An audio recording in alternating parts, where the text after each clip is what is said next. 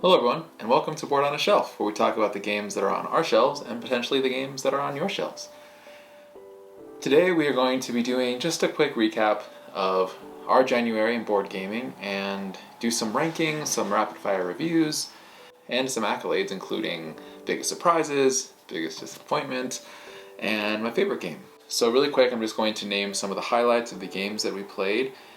This isn't all of them, this is just the ones that I think stood out, the ones that are either on the top or the bottom, and so on. So, we have Caesar's Empire, Paladins of the West Kingdom, Concordia, The Castles of Burgundy, Brass Birmingham, El Grande, The White Castle, Anachrony Essential Edition, Maglev Metro, Wayfarers of the South Tigris, Planet Unknown, Tribes of the Wind, The Fox Experiment, Rajas of the Ganges, Kinfire Delve, Vainglory's Grotto, Ra, It's a Wonderful World, Mlem, Space Agency, Nidavellir, Waterfall Park, High Score, Istanbul the Dice Game, Acropolis, and Dice Miner.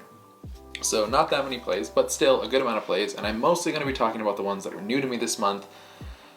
There are some games in there like Castles of Burgundy, Rajas of the Ganges, Ra, that I've played a bunch of times, and I'm not going to talk about them. Those are great games. There's a reason I played them again. But instead I'm just going to talk about some accolades. So first, we'll go with the most played games of the month. The most played game was Caesar's Empire. The second most played game was The White Castle. And the third most played game was Paladins of the West Kingdom. Now, I'm a little surprised that Caesar's Empire got played that much because it was actually a game that I was considering selling. So for it to become my number one played game of January is a little surprising, but I do think that the reason I decided to do that was because I was like, I had a hard time getting rid of it just because people talk so highly about it. Like, there are some board gamers out there who say it's their top 5 games of all time, and especially their top game of the past few years. So I was like, we have to try it again. We have to try it again. And what did I think about it? It didn't get any accolades. It's fine. I don't think I want to sell it. I think it's a good amount of strategy in such a short amount of time, but I still don't really understand the depth. So when talking about Caesar's Empire, it's not something that I would necessarily recommend, but apparently it sings for some people. And then moving on to The White Castle. The White Castle was my second most played game. That's not a surprise. It came out recently. I'm really hot on it. I think it's great. I got to show it to my friend Nathan, and I think he really liked it too. I didn't really get his full review on it. Maybe he'll come in here and talk about it. But it's a Euro game with a set amount of turns, which I know isn't really his thing. But we had a great time, and I think Paul won that game. Paladins of the West Kingdom, which is a little surprising that it's the third most because it's so long. I played it with Paul. We played it with 2 players a couple times. And then we played it with a 4-player game. And the 4-player game was really long, and I was really nervous because I found out that I don't really know how this game works well enough to teach it to people. Like, when Paul and I played it, it was just like, oh, we'll roll the punches, it's fine. But when people are like in it to win it, you need to know the rules, and there's kind of a lot of them. But the iconography in the game is really nice. So Paladins of the West Kingdom being my third most played game, I'm really happy about, because after the first time, I wasn't too sure how I felt about it. I was like, well, I don't really know if it's going to stick around, but I do think it's going to. And in fact, I'm kind of a fan of their games now officially, so the Garfield games are going to get a lot of attention from me. I just borrowed Architects of the West Kingdom from my parents, so I'm really excited to play that one with that same group and be like, this was the first one in the trilogy, but it's supposed to be a little bit more fun. Not better, but more fun. So the next accolade that I'm going to give is the Biggest Surprise. So to me, the biggest surprise of the month was the new reprint of El Grande, and I like area control games. I liked area control games a lot when I was younger. I liked Risk, and I liked the idea of just fighting and rah. But as I've gotten older, it's a little intimidating for me. There's a lot of stress that comes with losing such an aggressive game. But I saw El Grande at Slice and Dice here in Albuquerque, and I saw it and I recognized it. I was like, that's an old game. I know that's an old game, and I know it's a reprint, and it looks so pretty. So I was like, okay, what is it? I spent time looking it up in the store, and it's an area control game. The rules seem pretty simple. It's classic, simple rules, super complex strategy. So I got it, and we played it a couple days later. Paul actually spent the time learning this one, and he knew exactly how to play it. So we sat down, we played it with Canyon, Nathan, and Alex. and we played it, and it was so good. I was so surprised with how classic the game felt, which makes sense since it's old, but that's why it was a surprise to me, is because I kind of expected the mechanisms to feel worn out. I expected to go into this game and feel like I've seen it before, like bits and pieces spread out in modern games or newer games, but it didn't. It felt very fresh, and it was so exciting, and I didn't know who was going to win until the end. It was just so tight, and it was so good, and even the people who were really behind, they found ways to catch up. They slipped under the radar for a little bit and caught up towards the end. It was really good, and the whole group really enjoyed it. So El Grande was my biggest surprise for sure. Okay, this is a made up, well, all my categories are made up, but this one I specifically made up for this game, and it is the game I am most intrigued by, which means it's the game that I still don't really feel like I have a full grasp on, and I want to keep on going and see what it's like. And this is Tribes of the Wind. I played this with Nathan at Slice and Dice, and the art is so beautiful, the mechanisms are so interesting, and there's a really interesting card play to it that I'll try to describe. It's basically you have, I think there's 4 colors of cards, and your opponents can see the backs of your cards, so they know what color they are, but they don't know what they do.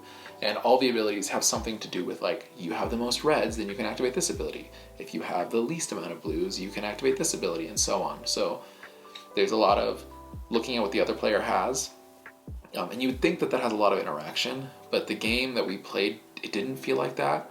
It wasn't like, oh, he needs more blues, I'm going to try and get him more blues. There was nothing like that. It was just, okay, this is what he has, now I have to work with it. But just like the world that it built was so cool, and I'm so intrigued by it, and I really like the card play. And I almost want to see the card play mechanism in another game, because the game was just a little too multiplayer solitaire. It felt like they tried to make interaction with the backs of these cards, but yeah, it didn't quite do it for me. But I do want to explore it again because I'm really intrigued by some of the mechanisms in the game. Alright, my least favorite game of the month. This one really disappoints me because I almost bought this game just on a whim because I thought for sure I would like it just based on the theme. So I was like, I saw it at Slice and Dice, I saw it online, I was like, okay, I'm gonna get it. I'm gonna get this game because I know I'm gonna love it. It's dice rolling, it has cute animals, but I played it before buying it, so that's good. I played it and I was just a little disappointed with it. This is the Fox Experiment, designed by Beth Sobel. I just felt like there was a little too much going on. It was hard to tell what was strategy and what wasn't, and the majority of the game you are just assigning these dice to create patterns effectively so that you can create foxes with certain traits. And that sounds really cool and really thematic, and it is, but just for me personally, the mechanism of the dice just wasn't good enough to keep me hooked. It felt like the next time I played it, it would feel the exact same. There is an asymmetry in the player boards, so it just kind of sat in this gray area for me. It was like too hard to teach somebody who's new to board games, even though I feel like that's where it would sing because of the theme, but it's a little too simplistic and not replayable enough to play with my gamer friends. So it was just a miss for me. I was hoping it would be a little heavier, but it wasn't. So my least favorite game of the month was the Fox Experiment. My favorite game of the month, this one was an obvious choice for me. It was my first time playing it. I was really excited. It's about time travel, it's sci-fi, it's worker placement, it's Euro. This is Anachrony Essentials Edition. And I liked this game so much after we played it. We played a 4-player game that I bought the folded space insert right away, because the only part that I didn't like about the game, and I mean the only part that I didn't like about the game, was that it was really messy to set up and take down. So now that I have the folded space insert, I think the game's perfect. And I did only play it once. I played it solo on Board Game Arena twice now, and I really liked it. So I'm excited to play it solo in real life, to get that on the table, and also to play it with people again. It's so good. The theme is good, the art is good. There's a little bit of flavor text that gets people really involved, like you associate with your faction. But yeah, effectively on the board there are these worker spots that you have to put mechs on your workers, and those go on the board and they get you resources, they get you more workers. There's spots on your board where you build buildings, and you can assign workers there without them having to use mechs. There's just a lot of mechanisms in this game that really work well together. The worker placement along with the resource management. There's a lot of pre-planning that has to happen, which is definitely turnoff for some people. One of the biggest mechanisms in the game is there's a time traveling element where you can go back to previous rounds and you can pay off debts that you've acquired for borrowing things from the future, which sounds really confusing, and I can't explain it in a way that isn't confusing, but it's really not that bad. On a round, you can borrow a resource, but in the future, you have to go back in time and pay it off. That's effectively how it works. You're building these super projects from the past, and you're just trying to acquire the most points, but the majority of the game is placing workers, building buildings, and getting points, and every faction has a unique ability or a unique requirement for how they get off of the planet. You're trying to escape the planet before doomsday. And you have to keep that in mind because it doesn't really help you throughout the game. Like, sometimes it will, but most of the time it doesn't help you throughout the game, so you have to make sure you're thinking about that, or else you won't be able to leave the planet, which isn't a losing condition, but you can lose out on like up to 30 points from that, so you have to keep that in mind. But yeah, Anachrony was without a doubt my favorite game of the month. The play was really fun, the theme is cool, the mechanisms are great, the art is beautiful. It was just a hit all around for me. And just a couple honorable mentions. These are games that didn't make my top, but I would say they're second and third place. I don't know which one's second and which one's third. But they were just both really good, and I was really surprised by them too. The first one being Kinfire Delve, Vainglory's Grotto, which is a very long name for a very small card game. But effectively, it's a cooperative dungeon diver, or dungeon crawler? Dungeon diver? And you are just playing as these two different characters, they have very different abilities, and you're just going through this dungeon trying to make your way down into this, I don't know, pit, I forget what they call it, until you finally reach the boss level. You're just killing off monsters and completing objectives before you get to the boss, and then you have to fight the boss. So by the time you get there, you're probably already barely scraping by, and the card play is just so cool, and the art and production is so good.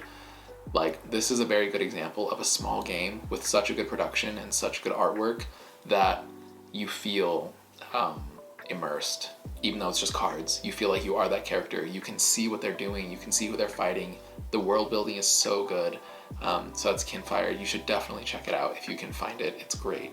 And the next honorable mention is Waterfall Park, which I played it once with my family, and it's a little hard to play negotiation games with people who aren't big negotiators, or especially in board game world, negotiation games are mostly about numbers, and it's just who can figure out how much they can spend without going over. It's all really a numbers game, so when people are more number oriented and willing to do the math, negotiation games tend to hit better for me. That can go the other way too. Sometimes it's nice to be able to trick someone instead of somebody sitting there and being like, well, I calculated it and that's not true, you know. But we played it the same night. We played El Grande, the same group, and it was so good because I wasn't expecting it to be as good as it was, and even the people at the table were like, Nathan was the one who really pushed for it. So when we played it, it was just so much fun. And Canyon specifically, he's like, I don't like negotiation games, ooh, I don't know. And it went really well. So that was really good. It's just pure negotiation. It was very quick. It took us about an hour, which to me is pretty quick. But yeah, it just hit really well, and I'm excited to play it again. I'm hoping we can play with more groups of people, and again with that group of people, because it was just fun, just pure fun. I don't really remember who won, actually, but the playtime was just a great time. All right, so with that, that's pretty much the whole video that I want to share with you, just my January recap. However, I am going to go through some of the games and just give initial ratings as I say their names. I'm not thinking about this, I haven't prepped. I'm just gonna go in, out of 10, and rate these games that I played in January. Please don't hold me accountable for any of these scores. This is just how I feel right now. Starting with Paladins of the West Kingdom, 8 out of 10. Caesar's Empire, 6 out of 10. Concordia, 9.5 out of 10. The Castles of Burgundy, 10 out of 10. Brass Birmingham, 10 out of 10. El Grande, 8.5 out of 10. The White Castle, 8.5 out of 10. Anachrony Essential Edition, 9 out of 10. Whew, nah? 9.5 out of 10. Maglev Metro, 7 out of 10. Wayfarers of the South Tigris, 8.5 out of 10. Planet Unknown, 4 out of 10. Tribes of the Wind, 6 out of 10. The Fox Experiment, 4 out of 10. Rajas of the Ganges, 8 out of 10. Kinfire Delve, 8.5 out of 10. Ra, 9.5 out of 10. It's a Wonderful World, 8 out of 10. Mlem, Space Agency, 7 out of 10. Nidavellir, 7 out of 10. Waterfall Park,